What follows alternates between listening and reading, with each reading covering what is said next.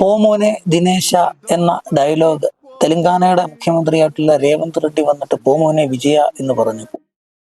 സഖാവ് പിണറായി വിജയൻ ഡാഷ് മോനെ രേവന്തെ നിനക്കുള്ള മറുപടി പിന്നെ തരാം എന്ന് പറയുകയുണ്ടായി. വടി വെട്ടാൻ പോയിട്ടേ ഉള്ളൂ, അടി കൊള്ളാൻ തയ്യാറായിക്കൊള്ളൂ. കേരളത്തിന്റെ വികസനത്തെക്കുറിച്ചും വികസന കാഴ്ചപ്പാടെക്കുറിച്ചും താങ്കൾക്കറിയില്ല എന്ന് തോന്നുന്നു.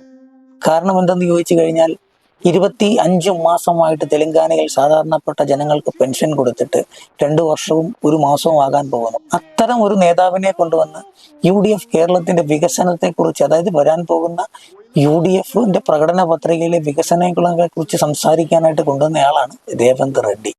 പോ മോനെ ദിനേശ എന്ന ഡയലോഗ് മാറ്റി പോ മോനെ വിജയ എന്ന ഡയലോഗ് പറയുകയും താങ്കളുടെ എക്സ്പയറി ഡേറ്റ് ആയെന്ന് പറയുകയും ചെയ്യുന്ന രേവന്ത് റെഡ്ഡി, തെലങ്കാനയുടെ മുഖ്യമന്ത്രി, താങ്കളൊന്ന് മനസ്സിലാക്കണം. ഓഖിയും നിപ്പയും പ്രളയവും അതേപോലെ തന്നെ കൊറോണയും വയനാട് ദുരന്തവും ഒക്കെ വന്നപ്പോൾ ഈ നാടിനെ മുന്നിൽ നിന്നും നയിച്ച് ഈ നാടിനെ വലിയ കെടുതികളിൽ നിന്നും കരകയറ്റിയ മനുഷ്യനാണ് പിണറായി വിജയൻ. താങ്കൾ ഇപ്പോൾ വിളിച്ച് അപമാനിച്ചത് കേവലം രാഷ്ട്രീയ ചെറ്റത്തരം എന്ന് മാത്രമേ പറയാൻ സാധിക്കത്തുള്ളൂ.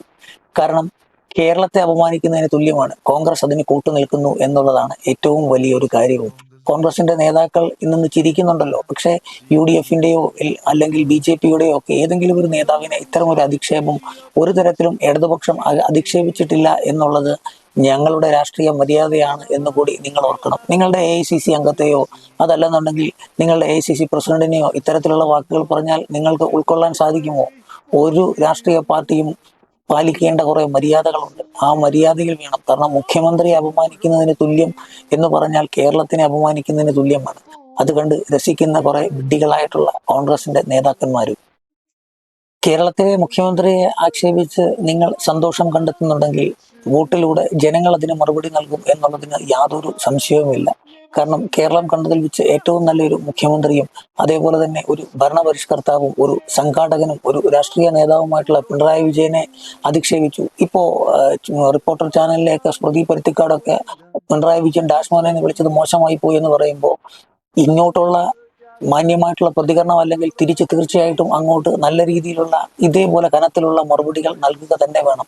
കാരണം ഇത് കേരളമാണ്. കേരളത്തിൽ വന്ന് ഒരുത്തനും ആളാകാൻ ശ്രമിക്കേണ്ട, അങ്ങനെ ആളായി പോകാനും ഒട്ട് അനുവദിക്കുകയും ചെയ്തുകൂടാ എന്നുള്ള അഭിപ്രായം എൻ്റെ പേഴ്സണലി ഉള്ള അഭിപ്രായമാണ്. കാരണം ഇത്തരക്കാരെ ചുട്ട മറുപടി കൊടുത്ത് തന്നെ അയക്കുക എന്നുള്ളതാണ് ഏറ്റവും വലിയ ഈ രാഷ്ട്രീയ പശ്ചാത്തലത്തിലെ സാഹചര്യം എന്ന് പറയുന്നത്.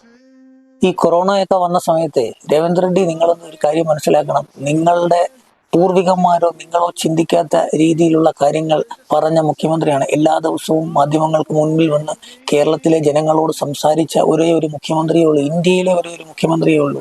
അതേപോലെ തന്നെ തെരുവിലൂടെ അലഞ്ഞു നടക്കുന്ന തെരുവ് നായ്കൾക്കും അല്ലെങ്കിൽ എന്തിനേറെ പറയുന്നു പട്ടിക്കും പൂച്ചയ്ക്കും കിളികൾക്കും വരെ ഭക്ഷണം എത്തുന്നുണ്ടോ എന്ന് ശ്രദ്ധിക്കണമെന്നും കേരളത്തിലെ ജനങ്ങളാൽ കഴിയുന്ന സഹായം അവർക്ക് ചെയ്യണമെന്നും പറഞ്ഞ ഒരേ ഒരു മുഖ്യമന്ത്രിയേ ഉള്ളൂ. ആ മുഖ്യമന്ത്രിയാണ് നിങ്ങൾ അപമാനിച്ചു വിട്ടത്. കേരളത്തിന്റെ ചരിത്രത്തിലെ ഏറ്റവും വലിയ പ്രകൃതി ദുരന്തങ്ങൾ ഉണ്ടായപ്പോഴും ആ പ്രകൃതി ദുരന്തങ്ങളിൽ ഒന്നും തന്നെ പതറാതെ പിടിച്ചു നിന്ന് കരകയറ്റുകയും കൈപിടിച്ചുയർത്തുകയും ചെയ്ത ആ മുഖ്യമന്ത്രിയെ നിങ്ങൾ ഇത്തരത്തിൽ അപഹാസ്യപ്പെടുത്തിയിട്ടുണ്ടെങ്കിൽ കേരളത്തിലെ ജനങ്ങൾ തീർച്ചയായിട്ടും ഇതിന് മറുപടി നൽകുക തന്നെ ചെയ്യും, യാതൊരു സംശയവുമില്ല. രേവന്ത് റെഡ്ഡി ഒരു കാര്യം ചെയ്യണം. തെലങ്കാനയിലെ ജനങ്ങൾക്ക് 25 മാസമായിട്ട് പെൻഷൻ മുടങ്ങി കിടക്കുകയാണ്. ആ പെൻഷനൊക്കെ ഒന്ന് കൊടുത്തിട്ട് വന്നിട്ട് ഇതേപോലെ കീറുവാണങ്ങൾ കത്തിയില്ലേ, ആ കീറുവാണങ്ങൾ കത്തിക്കുമ്പോൾ ഞങ്ങളത് കേൾക്കാം.